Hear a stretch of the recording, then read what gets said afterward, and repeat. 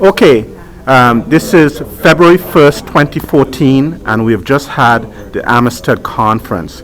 Can you tell us a little bit about how did we get to today and what's the meaning it holds for you now and for the future? Okay, I think that originally James Harris came up with the idea. He's the state president of the NAACP, but it really was Margaret that really implemented the idea, implemented the organization, implemented all of the structural things that we had to do to bring the conference about. And so she was the one that called the conference into being and made a wide call for people to come together. And so she was very successful in doing that. So I think that that's what really was the launching pad for the conference. It came about in a moment of crisis, and so I think that the significance is that we chose to use the crisis as an opportunity, which is a cliche, but it means something. And I think that the crisis was that the Amistad Commission had come from a meeting when it was clear that their budget was going to be severely affected, and they decided they need to have a summit with a larger community to talk about higher education and state of black studies, the Amistad Commission itself, and implementation. And it even went into issues initially that they wanted to have for the summit of black attrition in schools, black retention in schools. The issues that then President James Harris of the NAACP brought to me were huge. So we couldn't even do all of that in one summit. So over time we met and we decided, but it took consistent dedication on the part of people like Professor Tate, folk at Essex County College who came around initially, and then the whole group of scholars and advocates who came together to have this, to say, okay, well, we can't do everything at one time. We know black studies programs overall are being underfunded. We know that not enough students are majoring in black studies at this point in history. We know all these things, so what can we realistically do in one day? In one day, we can try to bring the higher ed Africana Studies programs together with the educators, together with some of the students in black studies programs, based especially here out of Rutgers, New Brunswick, to say, what is the state of implementation of this law? And the law, the Amistad law, being that social studies classes for K through 12 in New Jersey need to ensure that they infuse black history and culture into social studies classes, not just in Black History Month, not just some token representation, but that as social studies is taught from kindergarten through 12, black people, culture, and history is fundamental and integrated into that. So it wasn't happening. So that was the purpose of today, and I think that the significance is primarily that in a moment when we're being told that we're beyond race, or race is over, or we've won, the point is that students, educators, advocates, faculty at colleges, a whole range of colleges, from me at Essex County to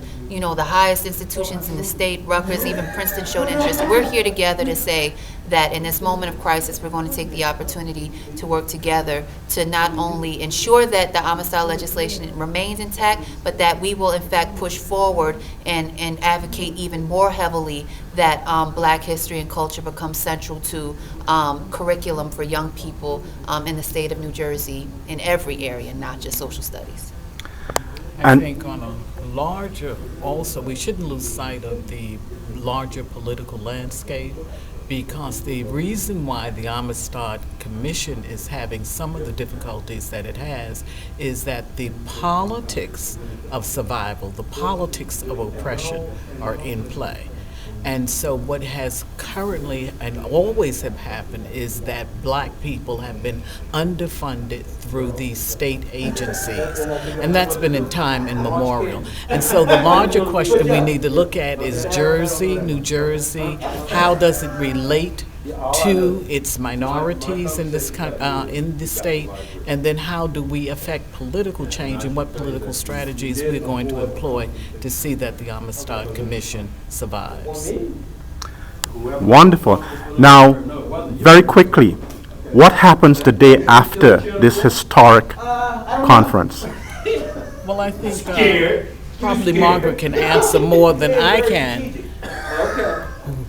But what we're going to do, what needs to be done, is certainly the political strategies and initiatives that will get us from here to the fact that we can be refunded and we can use this as a launching pad for disseminating the knowledge that the Amistad Commission has. So we really need to focus on those political and social strategies that we're going to employ. And I see that in several layers. I see the community should have a say in it. I see the court, the legal situation that also should have a say in it. I see, and probably more collective organization. And probably also we need a larger initiative, maybe by somebody like the NAACP, to bring political power to bear on the Department of Education. And I think the time is ripe now because New Jersey has other issues and problems as well. So the focus is on New Jersey and some of the issues that it has with other people, not necessarily black people or minorities, but people in general. So it may be time to raise the questions that we have as well. What happens the day after a historic summit like this is football Sunday in 50-degree weather. So I will be out celebrating, though I'm not getting into MetLife. And then what happens the day after that is that I sleep in.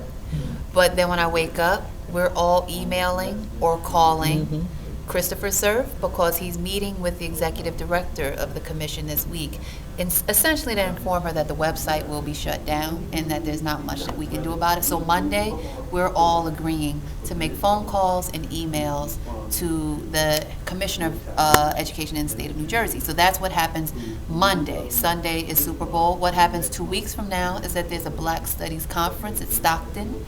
And that's a Black Studies Conference primarily for higher ed, but since the whole purpose of this was to show that there's a direct relationship between higher ed, K through 12, and the community, we're hoping that some of the flow from here will be there as well. So those are the immediate, but that's what happens there. What happens beyond that in terms of who seizes the reins, who takes the leadership, is always, a question of necessity and chance. So great men make history, but only such history as it is possible for them to make. That's CLR James 1937, Black Jacobins, one of my favorite quotes ever. I'm a woman, so I would say great people make history. So we're going to let it rest there. Thank you. Thank you so much. Can you let us wrap up by just naming yourself to our viewers? Margaret Stevens, Newark, New Jersey. Professor Margaret Stevens, Dr. Stevens. Dr. Gayle Tate, Chair of the Department of Africana Studies, Rutgers University at New Brunswick. Thank you.